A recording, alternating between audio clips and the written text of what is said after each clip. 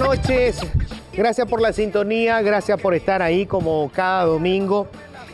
En esta semana se habló mucho de un caso que sucedió en realidad en la Argentina, un chiquito, Loam, que está desaparecido hasta ahora, un chiquito de 5 años, y eso puso el foco en la región de la desaparición de personas, la trata de personas, incluso temas que parecen casi de ficción como el tráfico de órganos o la comercialización de órganos. Y bueno, queríamos hablar hoy de esto, ¿verdad? De los casos que hay en Paraguay, de los riesgos que hay en Paraguay y de cuáles son los mecanismos que tiene el Estado para hacerse cargo de la investigación de los temas relacionados con la desaparición de personas y con la trata de personas. Enseguida les voy a contar con quién estoy acá en la mesa. Antes, comentario rápido. 2 temas en la semana que vale la pena poner un poco también sobre la mesa y reflexionar sobre esto.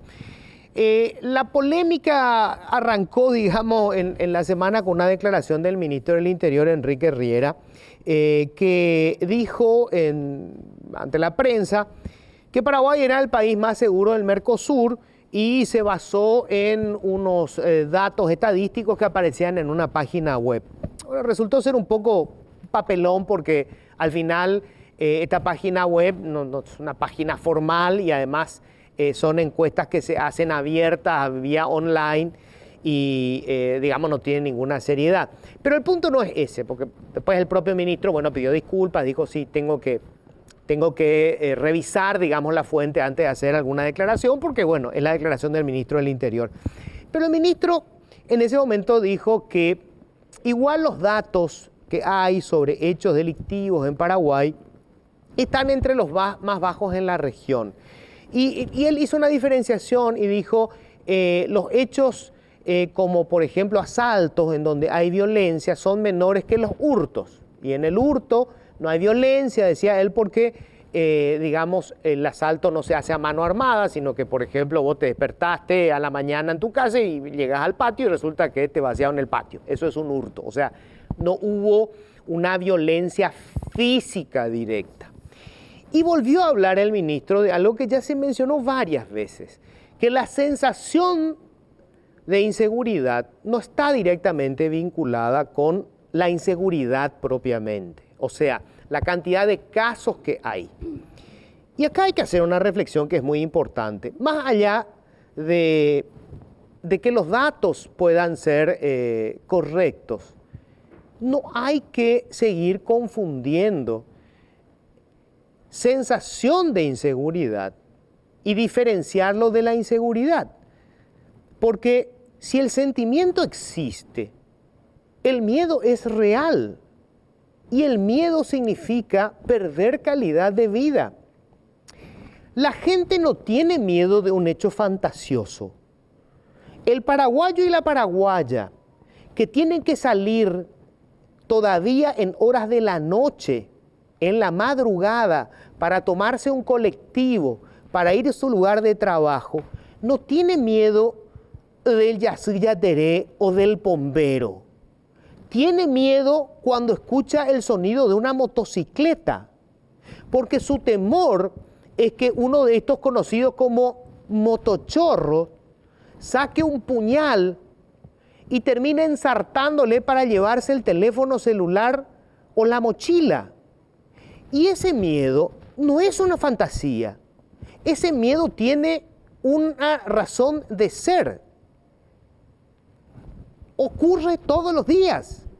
No importa si los datos estadísticos dicen que se roba menos que en Río de Janeiro o en San Pablo o en Buenos Aires. No. Al ciudadano paraguayo y a la ciudadana paraguaya que está transitando una vereda a las 4 de la mañana y escucha el ruido de la motocicleta, le vale madre lo que está pasando en Brasil. Tiene miedo y su miedo es real, porque sabe que existe estadísticamente la posibilidad de que le asalten.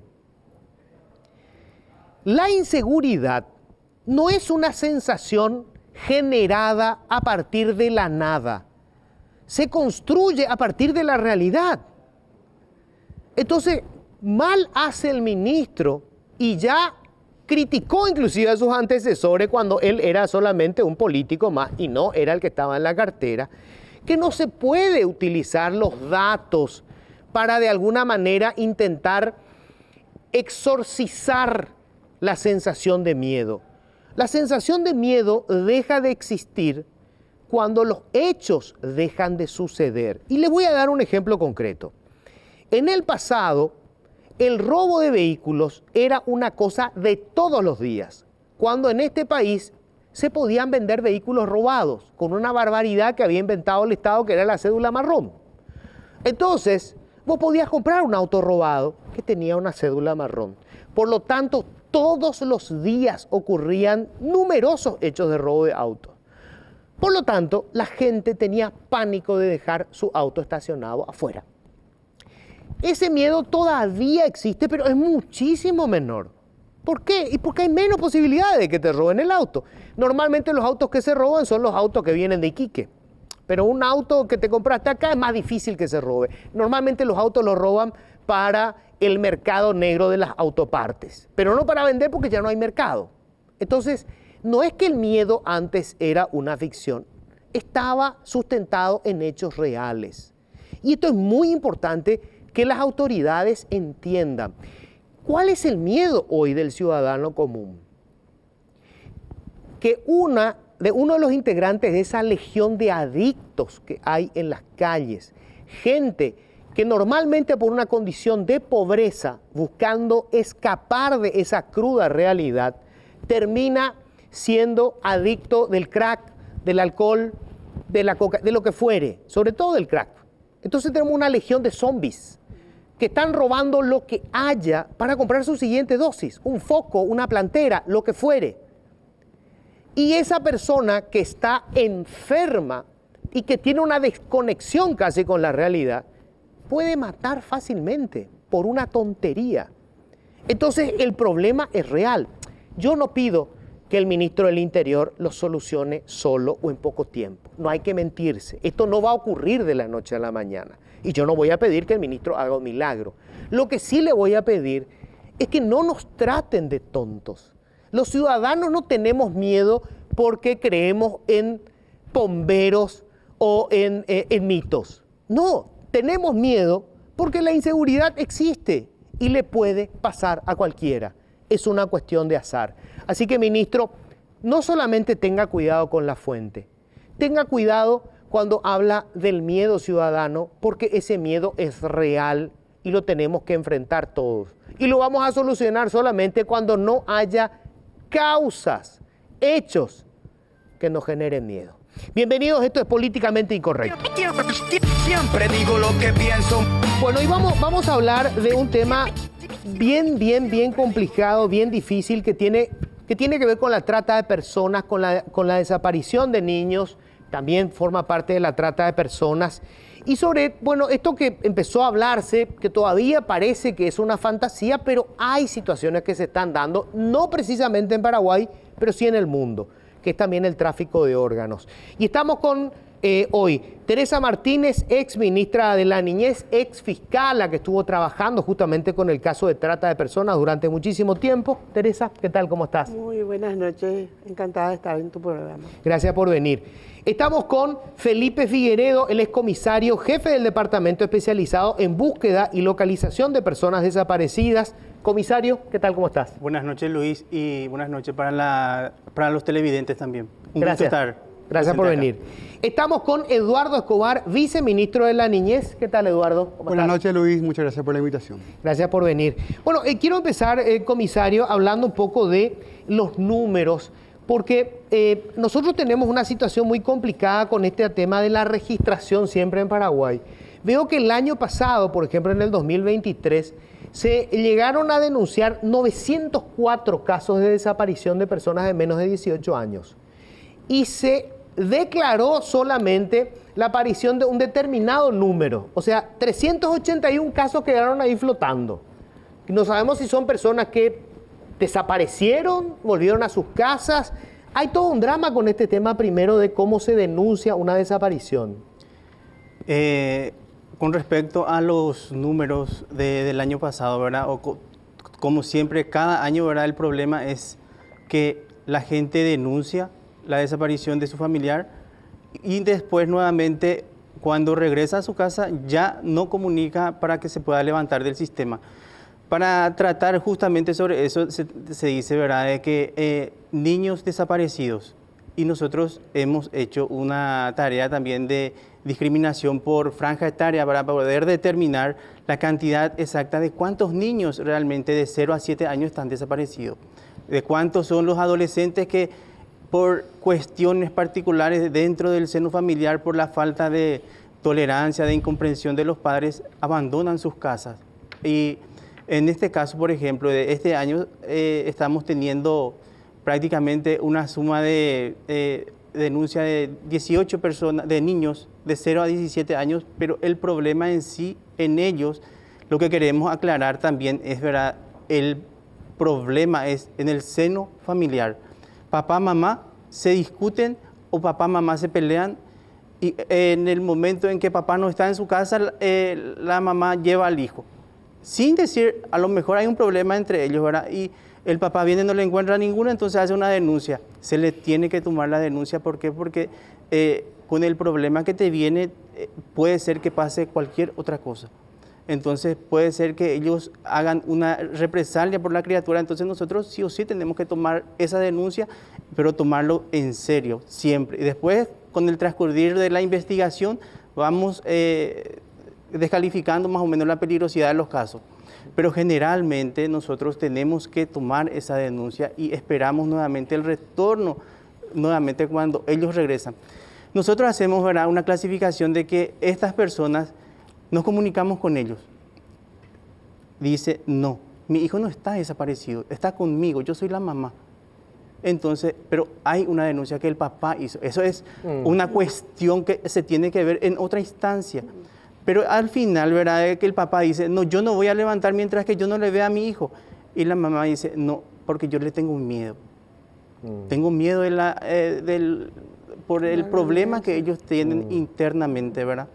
O sea, la desaparición en realidad está ocultando otro problema de fondo que es la violencia intrafamiliar. Así mismo es. Ese es el problema mayor que estamos teniendo, ¿verdad? Ese es porque el impacto que genera la desaparición de que papá y mamá, el que le sigue, los abuelos, no tengan noticia de su hijo niño, se genera un impacto tremendo.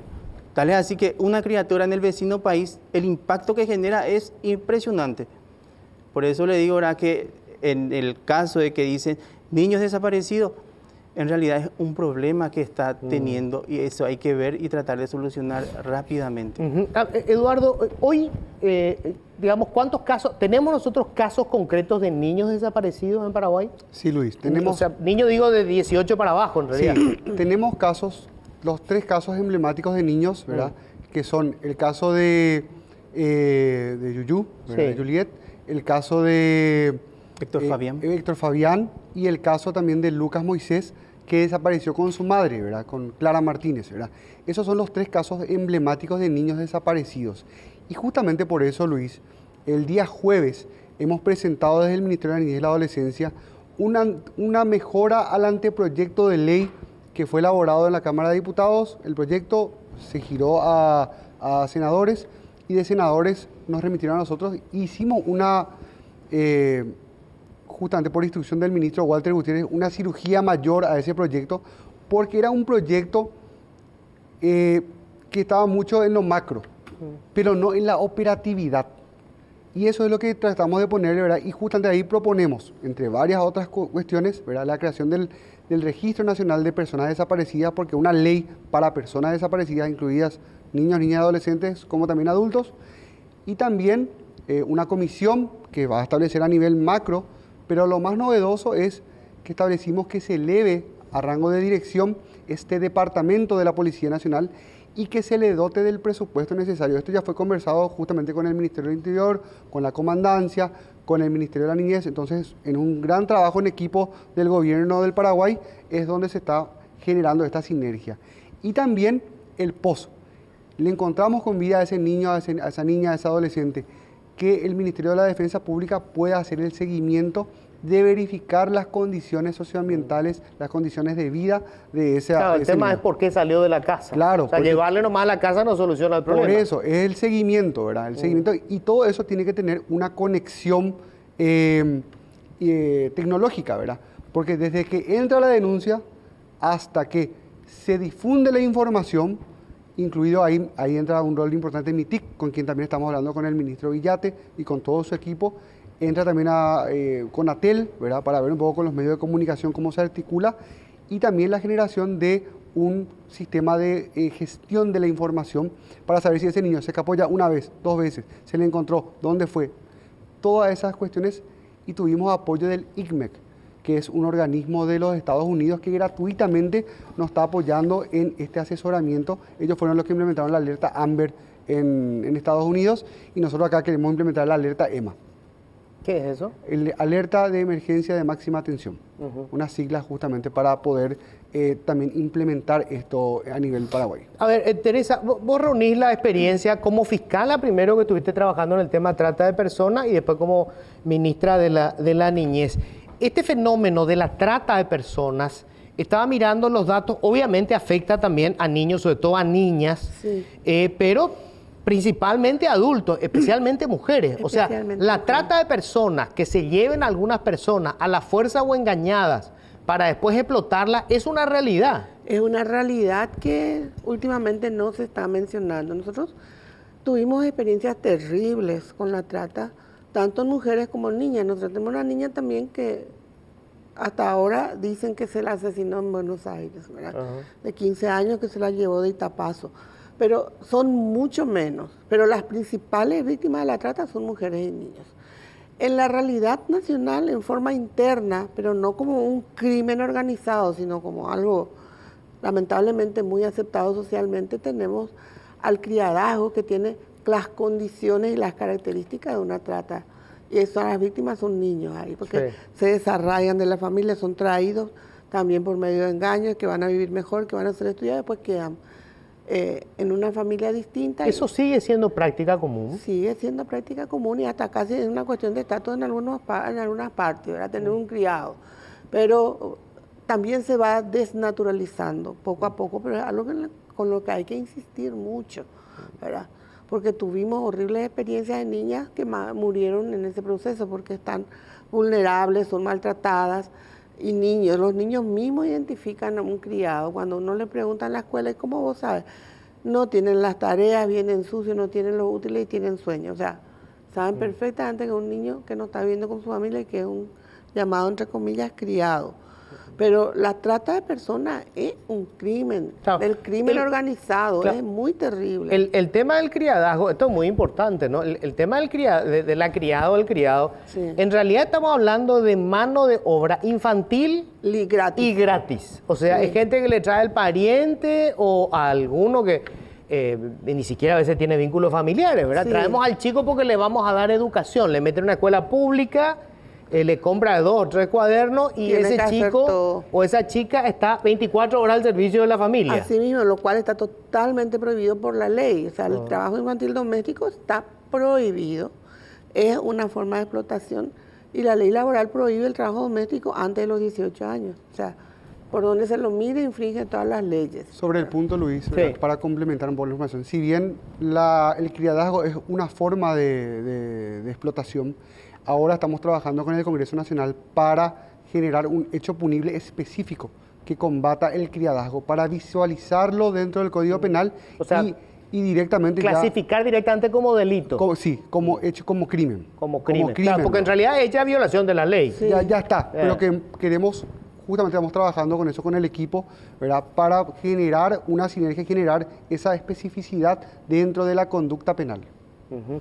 Ahora, Teresa, contame, de todos estos años, ¿cuál fue el caso más terrible para que la gente entienda lo grave que es este tema de la trata de personas? Porque, claro, no es como en las películas que secuestran a alguien y en la mayoría de los casos, digo, Claro. debe haber también esto. Pero no es que secuestran a alguien y se lo llevan y aparece en España en un prostíbulo. No. Le llevan con otras cosas, pero la realidad que viven después es horrorosa. Horrorosa. Bueno, las que más impactaron en las personas, o sea, en ese lapso, yo siempre digo, supera altamente la ficción. La realidad supera eso, porque uno ve el dolor humano que existe de por medio. Eran las dos hermanas que fueron llevadas de Caguazú, no conocían Asunción y terminaron en Corea. ¿En Corea? En Corea. Fueron vendidas para esposas. En Corea es permitido las agencias matrimoniales, porque tanto es lo que en el Oriente antes controlaban el control de la natalidad y solamente permitía que nazcan niños, no mujeres, y quedaron ahora sin mujeres, especialmente para el campo. Entonces fue una cosa terrible y difícil, porque uno tiene que contactar con la autoridad del otro país, tiene que ser también un delito ahí. El decir que se casaron, que fueron vendidas para esposas, ya no era un delito. ¿Y cómo fue? ¿Vinieron acá los coreanos? No. ¿Cómo coreana. Ellas, o sea, lo que se convirtió en marido, digo. Claro, no, allá se casaron. Ellas le dijeron que iban a trabajar como empleadas domésticas. 3 meses. El propósito de ellos era terminar la casa del papá, también en el campo. ¿Verdad? Que le faltaba piso y ventana. Y le dijeron que iban a ganar $3,000 en ese lapso entre las dos. Entonces se fueron. ¿De cuántos años ellas? 19 y 18. Ya tenían la edad. Sí. Esperan que cumplan la edad. Ellas primero fueron convencidas de ir a trabajar a San Pablo. Sí. Trabajaron con unos coreanos y antes de los 2 meses ya fueron convencidas de ir a Corea. A Corea. Imagínense unas chicas que no conocen la capital de su país. Se fueron a Corea. Ellas ya se estaban casando y no sabían que se estaban casando. Le decían que estaban firmando los papeles para poder trabajar. Chicas totalmente vulnerables, absolutamente. Y después se dan cuenta cuando los maridos reclaman sus derechos maritales, ¿verdad? Y empiezan a ser golpeadas. Un desastre. Una de ellas tardó 6 meses estando ya en el país para reconocer que estaba. Todo el día gritaba, Jamín, Tena Paraguay, Jamín, Tena Paraguay. Y ahí nosotros tuvimos la ayuda, un gran embajador paraguayo que mano militar entró, la rescató de un hospital, la sacó inmediatamente con bandera paraguaya a Francia, porque si no la justicia coreana iba a reclamar la presencia de ella otra vez con su marido. Son cosas así muy terribles y ellas pasaron por la embajada paraguaya, ya por el consulado a hacer sus papeles, y nadie les advirtió de lo que podía estar pasando. Ellas hablan guaraní hablante. Claro, ni siquiera hablaban español. No, totalmente, y quedaron muy mal, las dos fueron embarazadas, una de ellas perdió la razón porque a golpes perdió el bebé que estaba embarazada y le mostraron el resultado. La otra vino, tuvo su bebé acá y otra vez le quisieron sacar, fue muy terrible. Otra paraguaya, ella fue de Ciudad del Este, era una chica muy despierta, pero como era la madrina la que le ofrecía y su hermana espiritual, como decimos acá, era la que estaba supuestamente en España, terminó ella en París.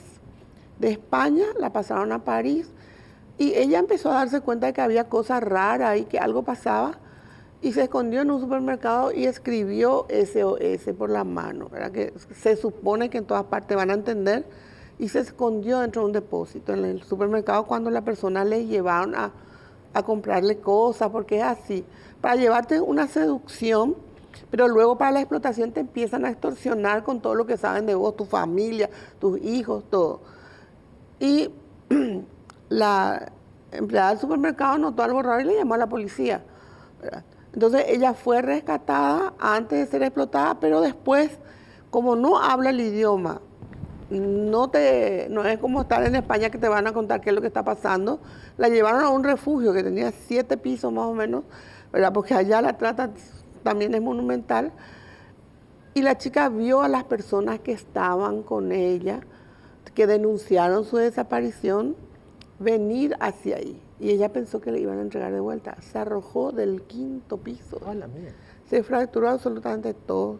Estuvo 6 meses allá operándose, se recuperó, ¿verdad? Y la trajimos de vuelta, pero es una chica que ya tenía... No, le marcaban la vida. Le marcaban con un miedo, así que ya no va a perder nunca, ¿verdad? Qué espanto. Y una fuerza para recuperarse. Lo malo es que, como dijo acá también el comisario, cuando uno rescata a una persona, la idea siempre es volverla a la situación anterior, porque es hacer desaparecer lo que pasó, volverla. Y es en cómo estaban antes que las convirtió en víctimas de trata.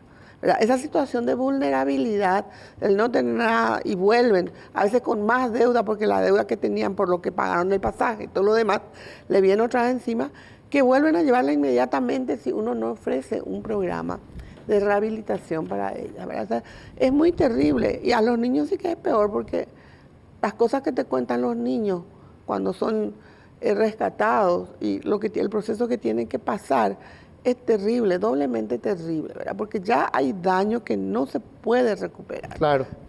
Comisario, este negocio de la trata de personas, el delito de la trata de personas, es un delito que mueve millones de dólares en el mundo. Sí, según la estadística, sí. Uno de los que más está moviendo plata.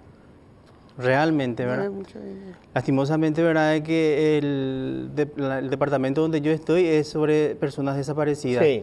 Hubiésemos invitado también a personal de trata de personas para poder dar esas informaciones que Y realmente... no hay vínculo porque está relacionado. Sí, nosotros, obviamente. por ejemplo, la función del departamento es prácticamente un filtro en cuando se genera, cuando ingresa una denuncia. Claro, llega la primera información. Sí, la digamos. primera información Fulano se desapareció. analiza en todo caso si es que corresponde que sea que sea un posible hecho de trata de personas, se deriva a la unidad especializada. En el hipotético caso de que sea un secuestro, entonces a la unidad especializada antisecuestro, ¿verdad? Es así lo que estamos trabajando, siendo un filtro importante en la toma de la denuncia. ¿Cuántas denuncias reciben ustedes, por ejemplo, por mes? Y estamos entre 90 denuncias. Por mes. Por mes. Ajá. Y de las 90 denuncias más o menos que reciben, ¿cuántas obligan, digamos, a hacer todo un seguimiento? Pues supongo que muchas vuelve a aparecer en breve la persona que desapareció. Y generalmente tenemos como 7 denuncias que son principalmente en el mes que necesitan un seguimiento un poco más profundo, ¿verdad? Y hay policías especializados para eso porque requiere un tratamiento especial. Y tenemos, por suerte tenemos, la policía también se ha puesto en campaña y está preocupado por esta situación también, ha habilitado divisiones en cada dirección departamental. Tenemos 18 direcciones departamentales y en cada dirección hay una división en donde también se da atención a todas las personas que quieran denunciar o necesitan una atención más especializada. Viceministro, hay un protocolo especial para esto, supongo, ¿no? Ahora mismo, Luis, estamos trabajando en el marco de la ley, ¿verdad? Porque tiene que decantar la ley a nivel macro, luego el decreto reglamentario y luego los protocolos, ¿verdad? Porque los protocolos ya son más dinámicos en su aplicación y en su elaboración. Uno no puede protocolizar, valga la expresión, ¿verdad? Basarse el protocolo en una ley, porque la ley es más rígida, cuesta más cambiar una ley. Un protocolo ya es dinámico, se suma una tecnología nueva, un ítem nuevo que tenés que cumplir, entonces eso lo cambiás en una forma más ágil, más rápida, ¿verdad? Esos protocolos nosotros ya lo tenemos. Hoy les digo, antes de que se apruebe la ley, nosotros ya lo tenemos porque tenemos ya esta cooperación con el ICMEC, que ya nos facilitaron una base ya para trabajar sobre esto. Ahora estamos esperando, ¿verdad?, que transcurra el proceso de promulgación de la ley, ¿verdad?, el proceso de construcción legislativa para poder ya implementar la ley, desarrollar su decreto reglamentario y los protocolos de aplicación, que de hecho ya lo están aplicando los compañeros, ¿verdad?, de la Policía Nacional. Teresa, este tema del tráfico de órganos, ¿llegó a ser realmente, o sea, vos conocés algún caso en donde efectivamente se haya dado, yo recuerdo en la década del 90, el tema de la adopción de bebés, en realidad es un comercio brutal donde se vendían los bebés desde Paraguay, sobre todo a Estados Unidos, ¿no? Sí. Bueno, Estados Unidos, Europa, todo era un tema eso, pero nosotros teníamos una ley que permitía que ocurra. Sí. Y lo convertía en algo legal. Cuando eso, me acuerdo que había un juez de la niñez también que habló de un tráfico de órganos hacia Rusia, justo hacia donde no iban los niños. Pero sí tuvimos una denuncia en Paraguay del tráfico de órganos, una paraguaya que falleció, que le sacaban los órganos, pero en España hay una ley que cuando vos llegás, si no decís que no sos donante, te convertís en donante. Te convertís en donante, claro. Era un caso así, que se trabajó con ellos y se explicó qué es lo que era. Pero sí tuvimos, en la época más dura de la trata que estábamos trabajando con Brasil, la detección de un caso con ellos, ¿verdad?, que era en Pernambuco, y eran estudiantes universitarios que eran llevados a África, donde había un hospital militar también, donde ellos se iban para entregar sus órganos, ¿verdad? Vendían sus órganos. Vendían sus órganos. Vendían sus órganos, lo cual está prohibido en todo el mundo. Pero aparte de eso, como van así clandestinamente, no hay ningún control después de que si le sacaron el órgano nomás y volvió, o le sacaron todos los órganos, ¿qué es lo que pasó con esa persona? Porque normalmente, digamos, la gente que entraba, sí, obviamente era una persona sana. Sana, tenía que ser una sana. vez que ya estaba en la sala de operación y además estaba inconsciente, Sí, digo, no. ya estoy sacando un riñón, puedo sacar los dos, puedo sacar el corazón, puedo sacar los pulmones. Claro, y ese fue un caso muy así, muy terrible, porque se descubrió que había, y segundo porque era entre médicos militares, médicos brasileños militares y israelíes. Era un hospital porque se necesita de una infraestructura Claro. grandiosa. No estamos hablando de cualquier producto, digamos. No, una infraestructura, porque tiene que ser... Hay que conservar el órgano. Hay que conservar, Y tiene después que hay que ser todo trasplantarlo. higiénico, todo. O sea, es una infraestructura muy grande la que se necesita. Entonces nosotros decíamos, acá no va a ser porque no tenemos, pero sí se puede llevar al niño. Ese fue el único caso que se detectó, y a raíz de eso se habían cancelado todos los vuelos directos de Pernambuco de Recife a África, ¿verdad? Para que tratar de paliar eso. Después, en Afganistán, que es donde se habla mucho del tráfico de órganos, pero se dan las condiciones para que ocurra, ¿verdad? Porque sabemos nosotros acá que nuestra ley habla de donación, habla de que somos todos donantes, si no nos ponemos a hacerlo, pero igual vemos que al día se piden.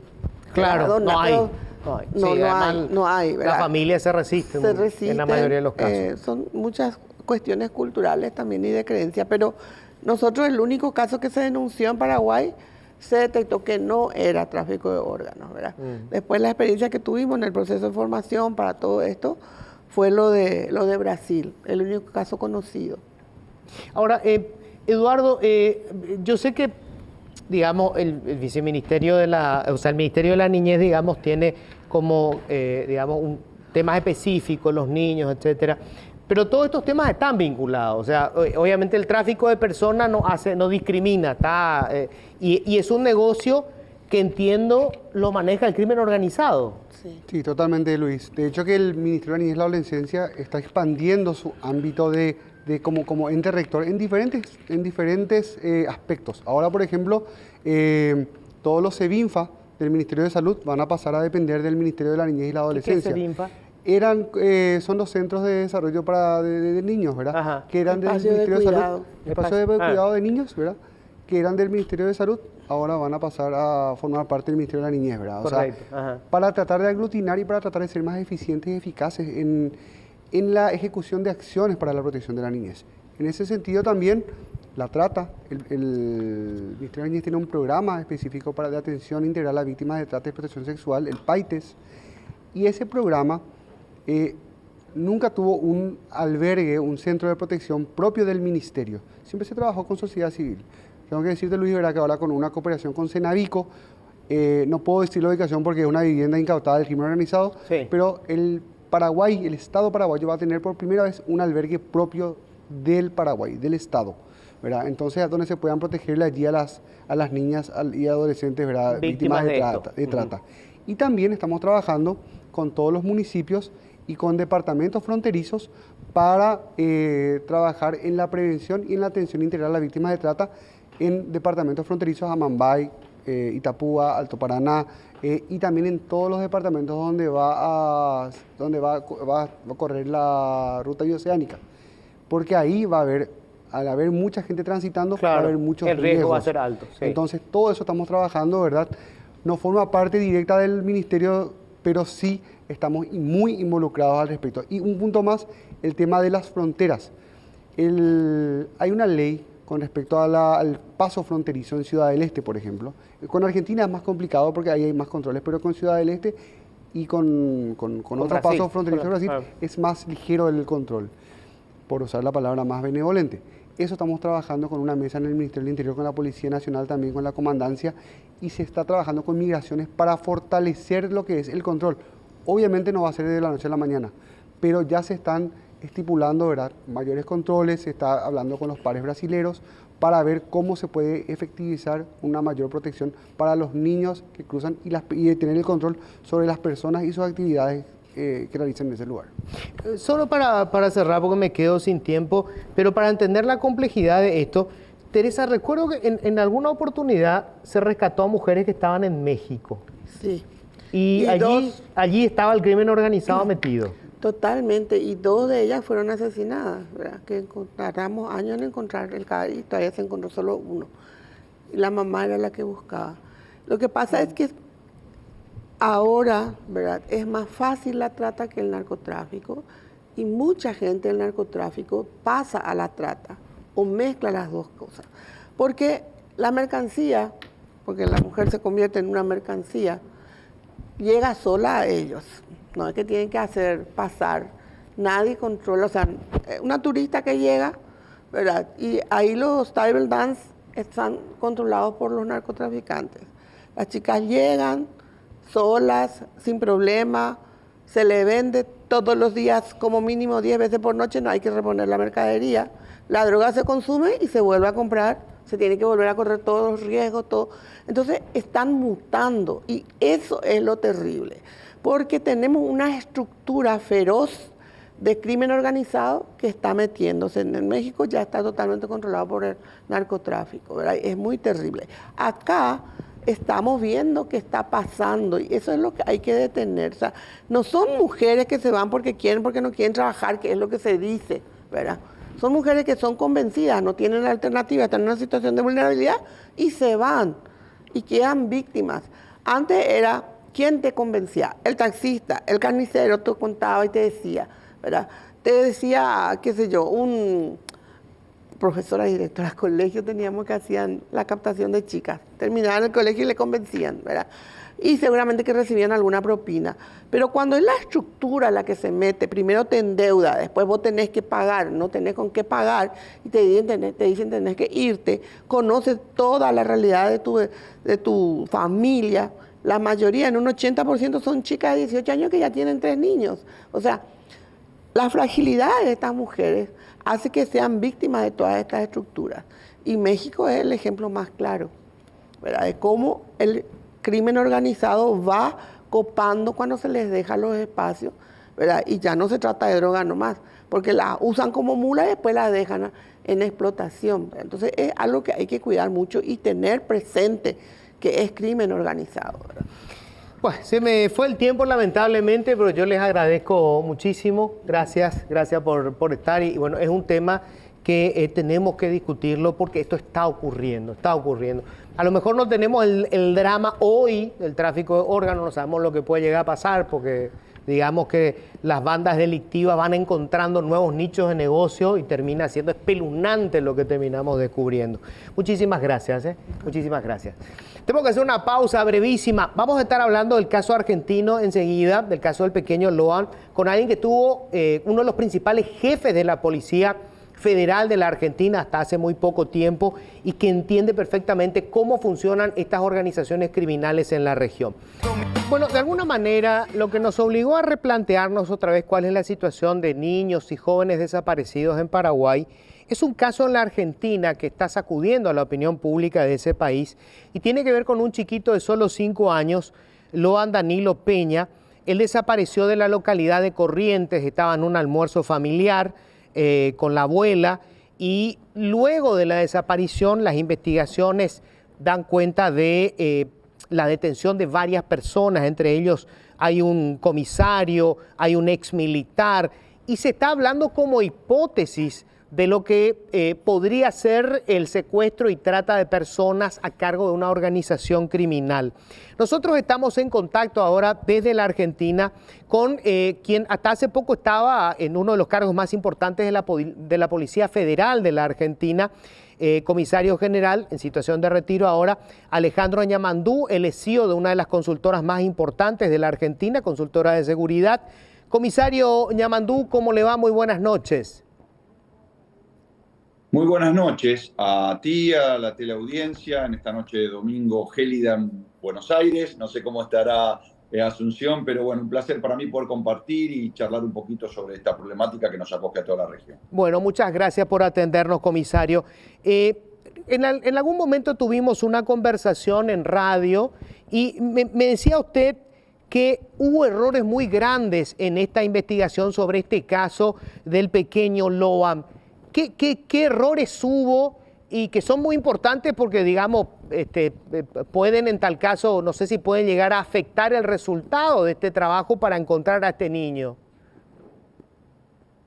Sí, efectivamente, yo recuerdo que marcamos e hice hincapié para tratar con una metáfora, dije que los investigadores que empezaron a intervenir ahora a partir del traslado a la justicia federal de la República Argentina, convengamos que, para explicarle un poco a la teleaudiencia, la República Argentina, a diferencia del Paraguay, como Estado federal, cada provincia es autónoma y el primer error es tratar el crimen organizado, el crimen transnacional organizado como un delito ordinario. Para mí, al solo tomar conocimiento las autoridades locales de la provincia de Corrientes y ver una fotografía que fue difundida por todos los medios, donde se veía la mesa, esa donde estaba el niño Loan solamente, esgrimido tal cual si fuese una prenda cosificada a la oferta de vaya a saber quién, automáticamente el fiscal ordinario debiera haber pedido colaboración y auxilio a la justicia federal. Entonces, hoy, a 18 días de la desaparición del niño Loan, si los investigadores fuesen sastres y la escena del crimen fuese un traje, estamos ante un traje mal cortado, cosa que es más difícil enmendar que empezar de ser un traje. La primer error que yo marcaría es esto de tratar de minimizar lo que pasó. Y este es un problema que pasa en toda la región. Como que hay cierta hipocresía de determinadas autoridades ante la problemática de la desaparición y tráfico de niños o de personas, donde miramos para el costado. Y livianamente en algunos países se dice, esperemos 24 o 48 horas. Señores, lo primero que le diría yo, los protocolos internacionales hablan que las primeras horas son cruciales en una investigación de este tipo. Motivo por el cual demorar 4 días para subir la alerta amarilla de Interpol, 2 días dar intervención al sistema federal de búsqueda, que eso habilita a las autoridades federales a intervenir, le da un hándicap a esta organización criminal en el caso de trasladar al niño para tenerlo en este momento en el otro lado del globo terráqueo, motivo por el cual estamos facilitando la cosa a las organizaciones criminales. Y me parece que el primer gran error es subestimar la problemática, sobre todo en regiones fronterizas, el caso de la provincia de Corrientes, el caso de toda la Mesopotamia argentina, que habla del comando tripartito y habla de una frontera muy fácil y muy permeable entre el Paraguay, Brasil y la Argentina. Comisario, para usted esa fotografía es, digamos, un indicador serio para construir una hipótesis de que aquello era la presentación, entre comillas, de la mercadería. Esto es horrible, suena horrible, pero digamos, para entender de qué estamos hablando, ¿no? Fue como la oferta, se tomó esa foto para exhibir a quien eventualmente iba a comprar a ese niño y es un elemento que construye, digamos, le da fuerza a la hipótesis de que esta es una organización criminal que se dedica al tráfico de niños. Sin lugar a duda, quien les habla tuvo 42 años como miembro de la Policía Federal Argentina y coroné mi carrera como superintendente de investigaciones federales. Pero a la vez fui el punto focal para el programa de asistencia contra el crimen transnacional organizado entre la región, entre Argentina y Europa, disertando en el área de trata de personas. Hay protocolos internacionales. Los 3 primeros puntos del protocolo de trata se ven reflejados en el análisis de esa fotografía. Entonces, algún medio me ha preguntado a mí, Niamandú, ¿y usted desde su expertise qué hubiese hecho? Convengamos que yo no tengo la causa arriba de mi escritorio y lo que estamos analizando es la crónica policial de estos días. Pero claramente sale a la luz que en esa fotografía El protocolo de trata habla de la cosificación de las personas, motivo por el cual era la prenda a ofrecer. Yo le digo dramáticamente, pero metafóricamente para que no se entiendan, que si esto fuese un shopping, la fotografía es la vidriera de un local y el niño Loan es la cartera que quieren comprar. No sé si se entiende. Es tan grave como eso. El problema es cuando las autoridades subestiman el problema y no se interactúa frente a organizaciones criminales que no saben de frontera. Por eso es tan importante tener un lazo comunicacional, sobre todo en esa región, entre las autoridades paraguayas, brasileñas y argentinas. En el caso de la República Argentina, nosotros compartimos fronteras también con Bolivia y Chile. A mi juicio ya debiera haber un comando tripartito en esa región, y con Brasil y Uruguay ya debiera haber un comando tripartito en esa región. Muchas veces la burocracia y la política hacen que no permitan a los actores experimentados, como sean fiscales especialistas en el tema, policías expertos como quien les habla, dar este debate para poder hacer más ágil y menos y poner en situación de disvalía a las autoridades frente a las organizaciones transnacionales. Comisario, de acuerdo con su experiencia, con todos estos años, sobre todo esas vinculaciones delictivas de Argentina con Europa, ¿para qué secuestran a estos niños? ¿Qué hacen con ellos? Bueno, claramente, si la comparación la hacemos en términos económicos, no voy a descubrir nada en decir que la región latinoamericana, compuesta por países emergentes y con desigualdades económicas, para que nadie se sienta tocado, pero describir la realidad de la región, claramente son países proveedores. Y claramente los consumidores vienen de países donde la suntuosidad económica sobre el desarrollo también, desde lo económico, no desde lo moral. Habida cuenta de esto, podemos clasificar que el crimen transnacional organizado va mutando una vez que las agencias federales los van poniendo en la mira. No solo el narcotráfico es crimen transnacional organizado. Les voy a dar un dato para que tengan. En los datos económicos de la criminalidad organizada habla primero el narcotráfico, segundo el tráfico de armas y tercero el tráfico de personas. ¿Y estos niños son vendidos para qué es explotación sexual, es adopción o es esto que parece una fantasía, no lo del tráfico de órganos? Tanto no es así una fantasía. Hay una película que fue basada en hechos reales, se llama El sonido de la libertad, cuyo origen viene de una investigación de la vida real, y a mí me tocó compartir casos con el autor protagónico, no con el actor protagónico, sino con el autor donde el que fue inspirada la serie, que era un miembro del Homeland Security, con el cual hemos compartido investigaciones. Y habla realmente de un caso similar a lo que se está viendo esto. La problemática del tráfico en la región en ese momento para ser consumidos en los Estados Unidos de Norteamérica. Los valores que se manejan aproximadamente son $50.000 por niño. ¿Para qué se lo utiliza? Bueno, vamos a analizar cada caso. Puede haber un caso de tráfico de órganos, puede haber un caso de abuso sexual, que es la mayoría de estos casos, o puede ser simplemente someterlo para esclavitud. Convengamos también que la región tiene un traslado migrante de ida y vuelta, por eso no hay un país en particular, sino que nadie se debe hacer el distraído en la región porque todos tenemos tráfico de personas. Una cuestión final, comisario. ¿Cómo se enfrenta esto? Porque en la región vemos que las organizaciones criminales tienen rutas comunes, ya sean que se dediquen al tráfico de drogas, de armas, de cigarrillos de contrabando o trata de personas. ¿Cómo se enfrenta desde los estados a estas organizaciones que tienen conexiones entre sí? Bueno, si hablamos básicamente del Cono Sur y del Mercosur ampliado, tenemos que hacerle honor a esa aglutinación de países de la región, donde compartimos problemáticas en común. Y no tienen que ser encuentros meramente formales.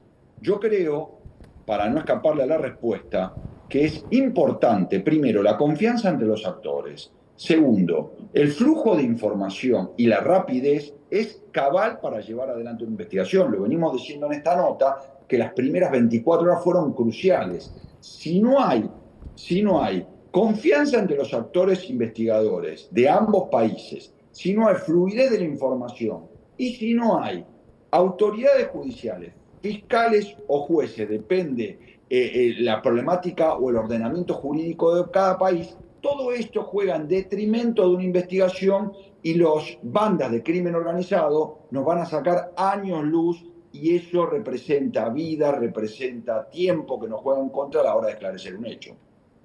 Comisario Yamandú, muchísimas gracias, mis respetos. Mi respeto para toda la teleaudiencia de Paraguay, un saludo enorme y quedo a disposición para cualquier otra consulta desde la consultora Fidel Security Advisor. Muchísimas gracias, muchísimas gracias. Estuvimos así en contacto con este hombre que estuvo hasta hace poco al frente, fue una de las autoridades más importantes de la Policía Federal de la Argentina y un tema sumamente delicado. Y fíjense que un hombre que tiene más de 30 años de experiencia habla de cuestiones que nos parecen todavía, digamos, mitos como el tema del tráfico de órganos, hoy se están convirtiendo en una realidad. En un trabajo de archivo que hacía mi compañera Estela Ruiz Díaz, me pasaba datos que son espeluznantes. Por ejemplo, en Pakistán se han denunciado cerca de 300 casos de tráfico de ventas de riñones. O sea, obviamente no es que secuestran a la gente y le sacan el órgano. La gente va y vende. Estamos hablando de gente pobre. O sea, lo que está llevando a la gente a esta situación es o la pobreza o la migración forzosa, en el caso de los países que están en situación de guerra. Pero de ahí a pasar a la siguiente etapa, el salto es muy corto. Tengo que hacer la pausa brevísima. Enseguida vamos a tener el informe de Iván, así que quédate ahí. Ya estamos con el amigo Iván. ¿Qué tal? ¿Cómo estás, Iván? Muy bien, Luis. Buenas noches. Esta semana nos enteramos que vivimos en el país más seguro de Sudamérica. Caramba, qué bueno, ¿eh? Lo dijo el propio ministro del Interior, sexto en el mundo. Finalmente, luego hay que decir que Enrique Riera reconoció que no verificó la fuente, dijo que debe aprender a hacerlo y anunció que el 15 de agosto de este año va a presentar finalmente las estadísticas reales, porque en verdad este dato se basaba en una página que no tiene ningún tipo de sustento científico. Hacen sondeos que cualquier persona... Riera olvidó es verificar la fuente. Un día después se constató que los datos revelados por el ministro corresponden a una página de internet denominada Numbeo, que sin ningún rigor científico publica resultados de sondeos en donde cualquier persona del mundo puede cargar datos referentes a los países. Por este motivo, el ministro del Interior tuvo que reconocer que efectivamente no verificó la fuente y que debe aprender a filtrar la información, al tiempo de anunciar que el próximo 15 de agosto brindará estadísticas reales respecto a su gestión. La ciudadanía no tardó en manifestar su descontento, ya que los casos de inseguridad no son solo parte de una sensación, sino una realidad latente en cada ciudad y en cada barrio de nuestro país. Estos son ejemplos de apenas esta semana. Todo el día se entra a robar. Ahora duermen perros, es el colmo.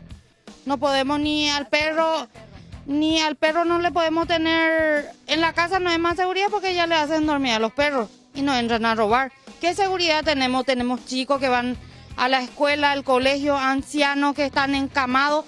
¿Quién ahora le va a atender a ellos si se cierra este puesto de salud? Señor presidente, póngase los pantalones, haga algo o tírele a su ministro de seguridad. Yo hace 40 años que vivo acá, hermoso barrio. Ellos descompusieron todo, con la delincuencia, con la suciedad. ¿Cuál es el proyecto para ellos? ¿Hace cuánto que ellos son los que ensucian nuestro barrio? No quiere entrar nadie no quiere entrar acá. 4 o 5 personas nomás hay que descompone el barrio. Y por eso nos pone a nosotros como zona roja. Por eso la policía y eso no entra porque vos le llamás a la policía, no, ese es zona roja. Se llama la impotencia. Perdón. De Catuyo me sale Yureyer justicia. A pesa en la fiscal. Va a europea. Se va a perjuiciarme ahí. Perdón. Va ese compensa todo el día con la familia, con año y menos Isacore. A pesa un recibí y de mundo se llegó a otro lado. Ayer un socorro, policía, ve, comisario, ve, haré comprar la evidencia. Cuando ya puede el caso, ella agarra, reguerula, oye mundada. Sobre la nada, es miedo sobre hechos que ocurren. Se puede que no me haya pasado, a mí nunca me ha pasado, nunca me han asaltado, pero como el resto, digamos, si voy a entrar a mi casa, estoy mirando a los costados antes de abrir el portón, o sea, eso es vivir con miedo y esa es una realidad en Paraguay. Claro, la famosa sensación de inseguridad que en realidad se sostiene por hechos reales, por situaciones que a muchos les toca vivir o porque vemos y escuchamos que pasa lamentablemente todos los días y a toda hora.